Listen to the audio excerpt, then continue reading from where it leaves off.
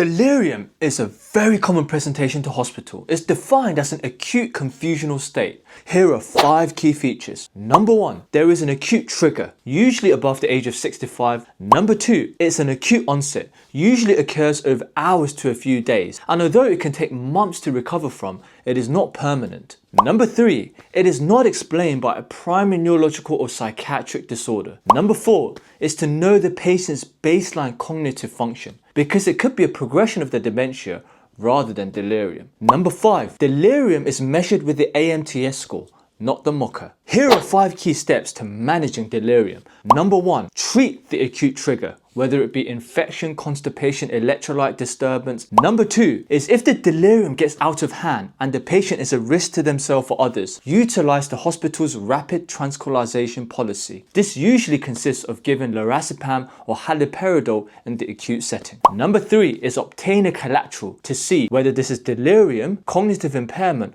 or there's another reason. Number 4 is treat the patient under the Mental Capacity Act. Use the dose if active intervention is needed. Number 5 is always get a CT scan of the brain to make sure there's no acute intracranial cause. Now here are 2 types of delirium. Hyperactive delirium is a state of being drowsy, not very responsive, or slow to respond. How do you differentiate that between encephalitis and non-convulsive status epilepticus? Some clues to suggest encephalitis is seizures, fevers, absence of an acute medical trigger, or focal neurological deficits and a collateral that's suggestive.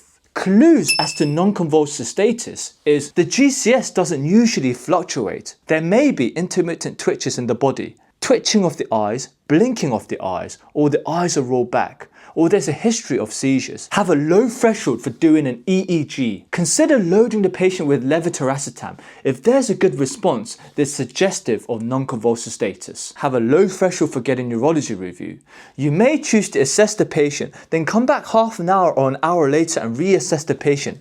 If there's a heavy fluctuation or improvement in their GCS, it's more likely to be hyperactive delirium. Hyperactive delirium is a state in which the patient is very aggressive, agitated. How do you differentiate this between an acute mental health condition? Here are some clues. In a primary psychiatric disorder, there is usually paranoia, delusion, or mania. It is not complicated with all the other things that you get in delirium. The cognition is usually preserved, although this can be difficult to assess. There's usually a history of mental health issues, and there's usually no obvious acute medical trigger. Have a low threshold for getting a psychiatrist review. Now, I hope you found this helpful. Practice, practice, practice.